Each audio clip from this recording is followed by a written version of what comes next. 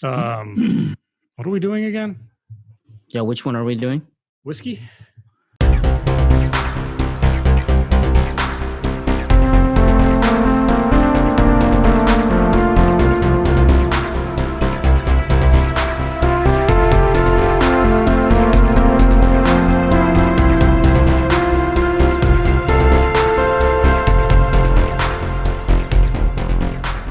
Welcome to Curiosity Public. I mean, this will both be a podcast and a video. This is our first YouTube social distanced video. Yeah. Zoom conferencing. We're all on a Zoom call. I'm Dutch. I'm Jules. I am Dylan. Emperor Dylan. Yeah.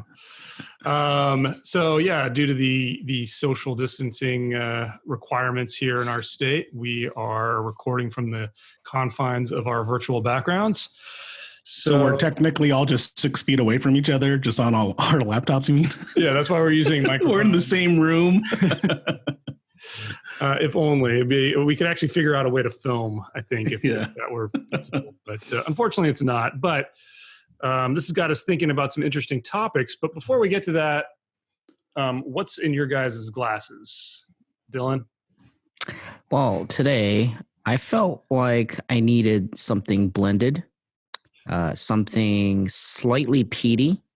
I know that you guys have a tendency to only pick bourbon and bourbon only.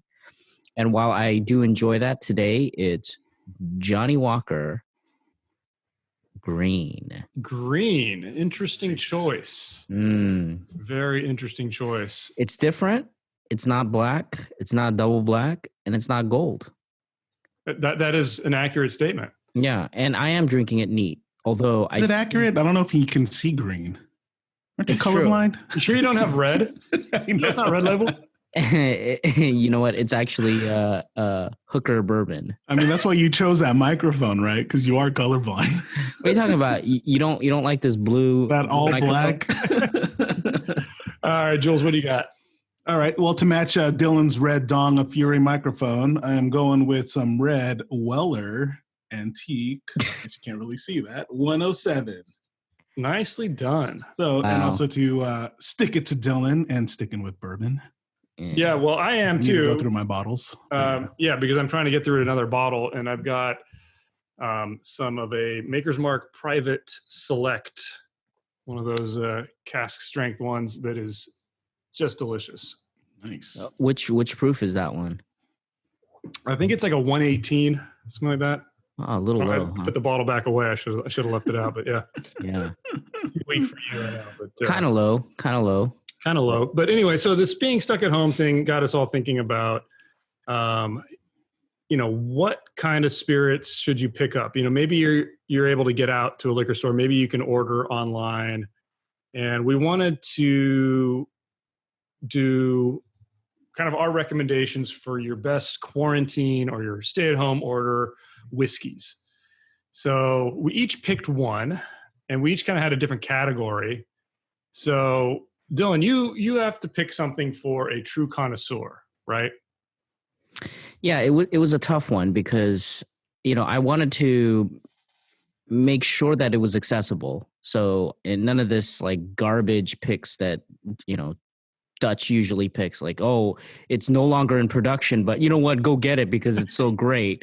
Or something idiotic or something insane like what Jules picks with his crazy off the wall nonsense. So this was a tough one because what you said was to pick one whiskey out of everything in the world, and how do you do that for an average? It is an impossible task. It's an impossible task, but because this is not you didn't ask me to get a bargain whiskey, I picked one that is actually readily available.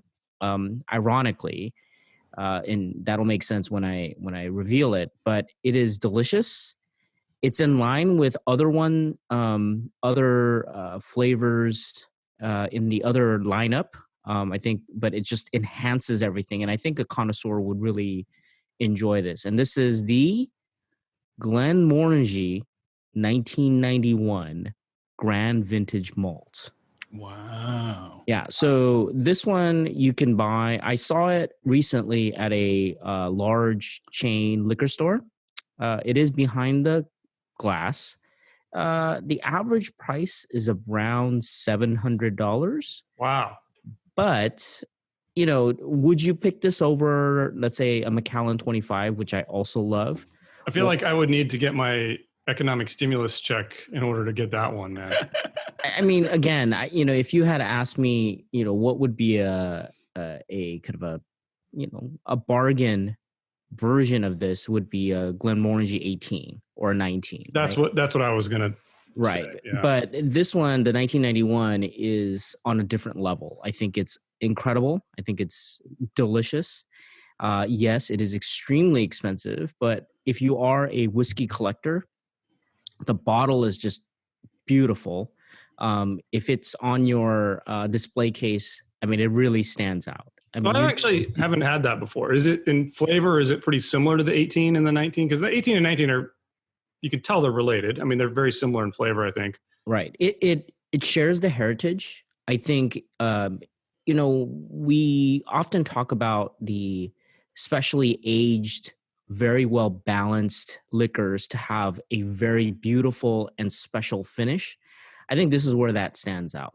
I mean, it has the similar notes. It's sweet, it's honey, it's soft, it's delicate. I mean, it's it shares a lot of those that type of flavor profile, but the finish is where it's incredible. The aroma and what kind of remains on the palate is what you pay for. And, you know, Macallan 25 is a different beast. I think Highland Park is a different piece. I almost picked Highland Park because it has a soft allspark.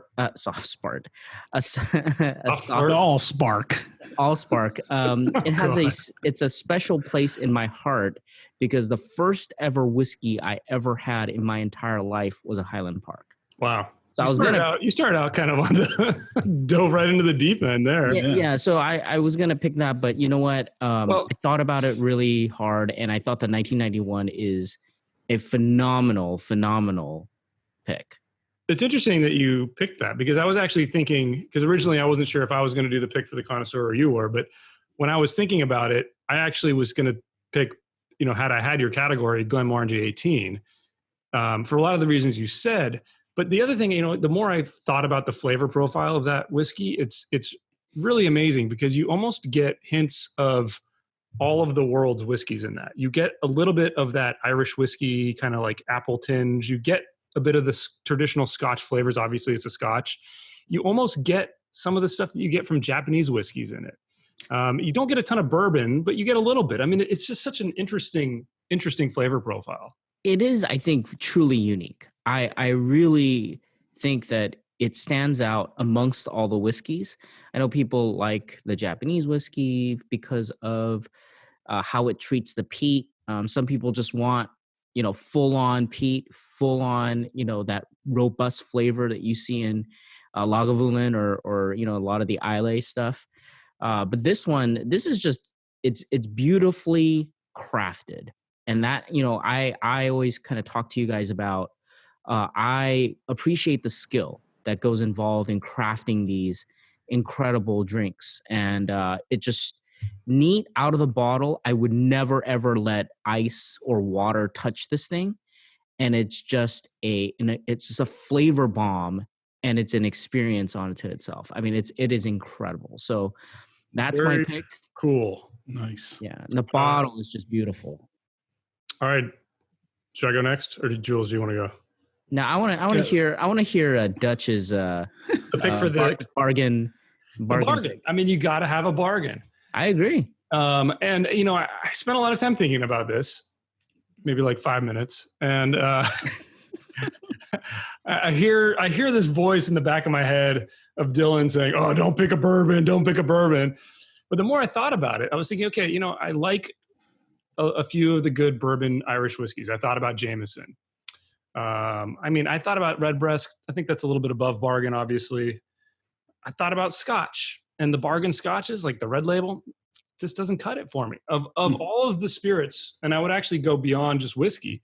I feel like bang for the buck, you get the best cheap stuff is always bourbons.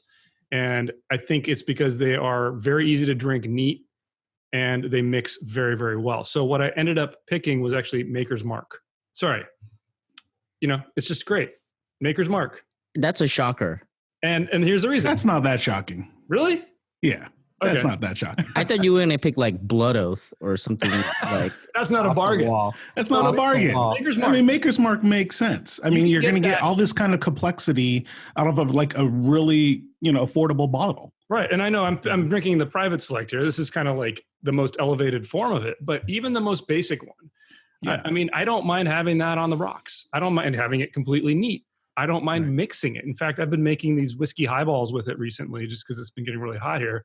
And it's amazing. It's a very versatile whiskey and you don't break the bank. $20 for a bottle, maybe 25, right? Right. Yeah. I don't think you can get a $25 scotch that's as versatile or as good neat. I can't argue against that. I think bourbon, just straight up, if you want, you can sip a $12 bourbon neat. Absolutely. And it's not going to destroy your insides. Yeah, but right? $12 scotch is pretty nasty. It's pretty harsh. It's pretty harsh. And so I think that's a good bargain. I think, getting through this quarantine where you really need that versatility, you want to be able to mix it up. You want to be able to do different things, but sometimes you want it neat. Sometimes you want it on ice. Yeah. Sometimes you want it mixed. And yeah, I would completely agree. So Jameson was my backup. I think Jameson kind of almost can do those things, but it's not as good on almost every count, I think. Yeah, I would say Jameson is okay, but I'm not excited about drinking like the base Jameson neat. I do it, but if I had a choice between Makers versus Jameson, I would do Makers neat first. My pick is not as versatile, I will admit. I guess you could mix soda with it, but your category is for the connoisseur, man. That's right. Most connoisseurs. If you get a nice whiskey, they're not going to want to mix it. They're going to want to taste the flavors in that product. Right. But I wanted to make sure whatever I picked, you wouldn't feel bad about mixing it, and you would be okay drinking it neat. That was kind of my criteria, and it had to be cheap. Yeah. All right, Jules, we're all kind of waiting with bated breath here. Well, I didn't want to go the easy path, obvious that, you guys would think. So Pappy actually, did cross my mind, but it was out the door.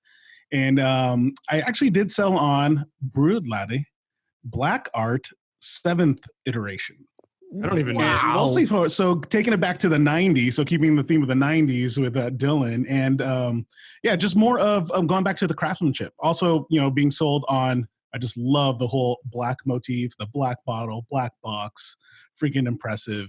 But also I'm having to pull it up because I've never actually seen this bottle. Oh yeah, and then this thing just from, just talk about the craftsmanship, it's being matured for, over a quarter of a century. And, to this day, you still don't know what, what casks that are being kept in and stuff. So there's that, a little bit of mystery as well. And then just the complexity of, everything from its aroma to the palate. So, you're getting everything from like the sugar nose complements and fruit and down to the more subtle notes when you do take it down, on the palate, like citrus and oaky, honey. And where are you reading coconut. These tasting notes from? So... Yeah, I know exactly because I haven't tried it yet, but this is exactly where I'd looked.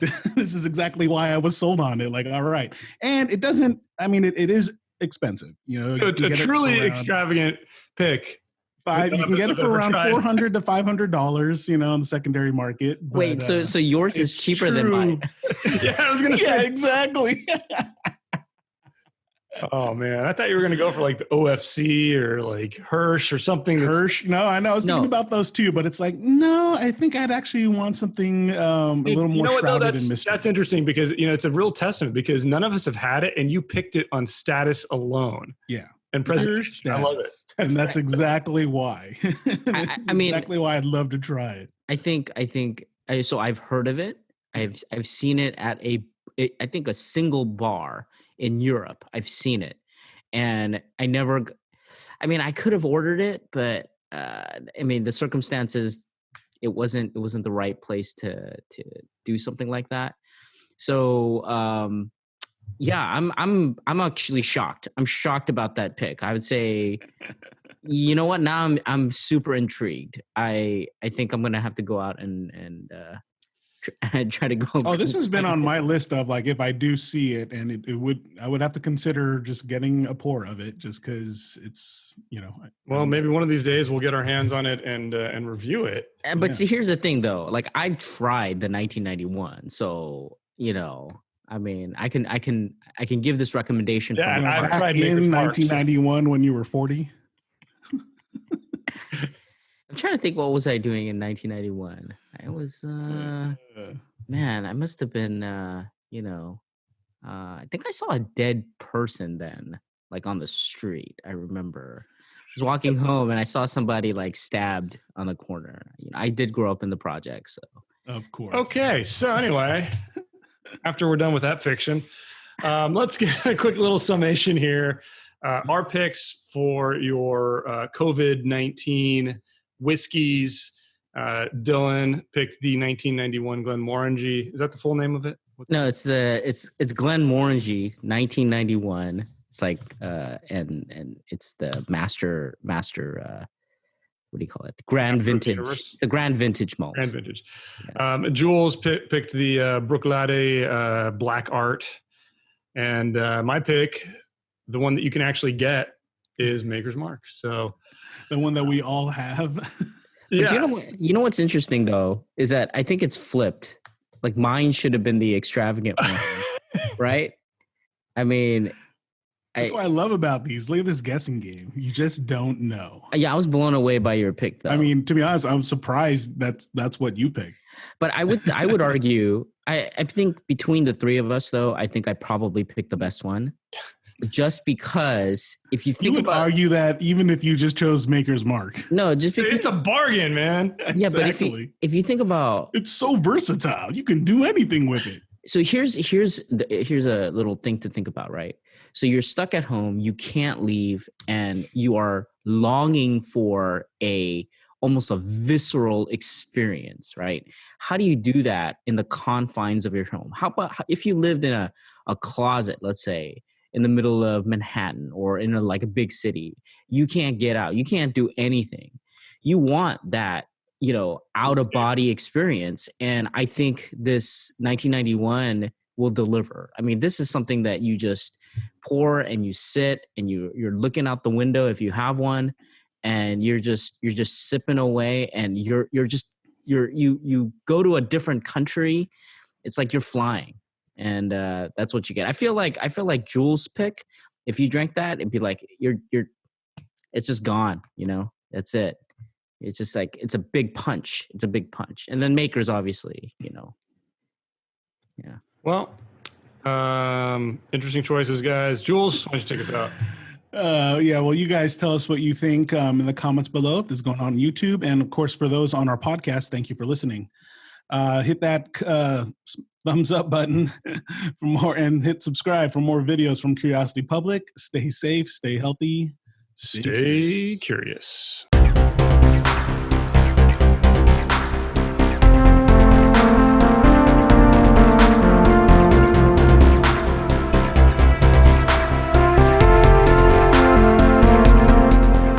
Should we stop this recording? Yeah, let's stop.